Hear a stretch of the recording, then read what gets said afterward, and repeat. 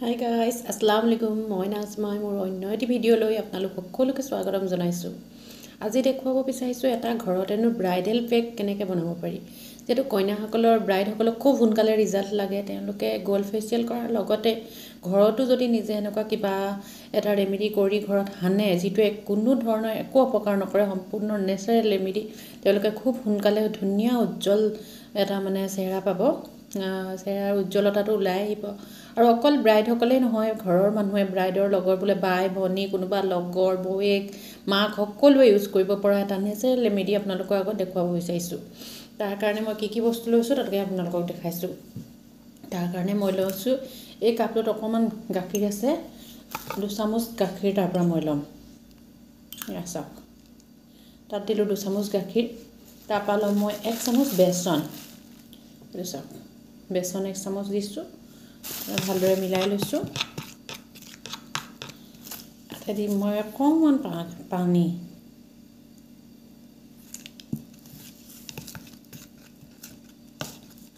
এই দুটা মিলি যোৱাৰ পাছত তাৰ ওপৰত দিম মই অকণমান দৈ।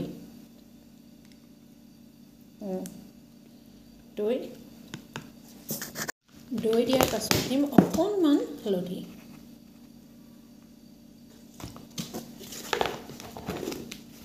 গোটেইকেইটা ইনগ্ৰিডিয়েণ্টছ হৈ যোৱাৰ পাছত মই তাৰ একেবাৰে ওপৰত দিম অকণমান ৰ'জ ৱাটাৰ। 4-5 টোপাল দিলে হ'ব। বস্তুটো অলপ পাতল যেন লাগিছে, সেইকাৰণে মই অকণমান বেচন 1 চামুচ আৰু মিলাই দিছোঁ। আপোনালোকে চাই ল'ব, বস্তুটো অকণমান ডাঠ হ'ব লাগে। আৰু এইটো চাওক, এটা ডাঠ পেষ্ট বনিব লাগিব, যাতে কালাৰ ধুনীয়াকৈ লাগি থাকে।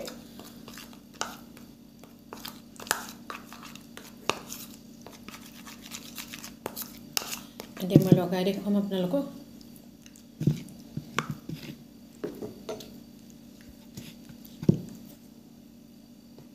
এই চাওক কিমান ধুনীয়া কালাৰ হৈছে। এইটো সম্পূৰ্ণ নেচাৰেল, বেলেগ একো বাহিৰা বস্তু দিয়া নাই। আপোনালোকে দেখিছে, এইটো ইউজ কৰি চাব পাৰিব। আৰু এইটো খুব সোনকালে ৰিজাল্ট দিয়ে, খুব ধুনীয়া এটা ৰং, চাফা কৰি আনে মুখখন। যিহেতু বেচনত বহুত গুণাগুণ আছে, দৈত আছে বিভিন্ন ধৰণৰ গুণাগুণ, মুখৰ লেতেৰাখিনিও চাফা কৰি আনিব, লগতে গ্লো আনি দিব।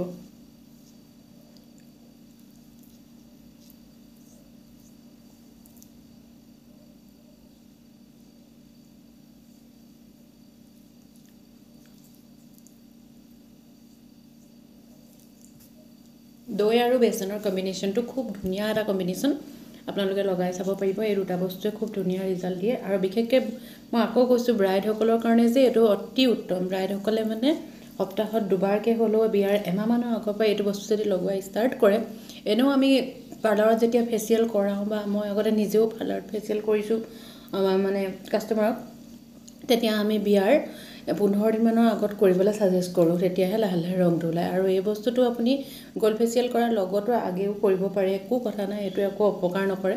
বিয়াৰ এমাহমানৰ আগৰ পৰা যদি এই বস্তুটো লগাই থাকে, সপ্তাহত 2বাৰমানকৈ হ'লেও বৰ ধুনীয়া এটা বিয়ালৈকে আপোনাৰ ধুনীয়া ৰং এটা ওলাই আহিব। মুখৰ লেতেৰাবোৰ চাফা কৰি পৰিষ্কাৰ কৰি আনিব। যদি ছানবাৰ্ণ হৈছে, কিবা হৈছে, সেয়াও গুচি যাব। আপোনালোকে এই পেকটো লগাই যাব।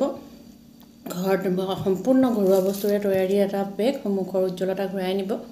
ইউজ কৰি চাব, ভাল লাগিব, লগাই স্কিনটোও ভাল হ'ব।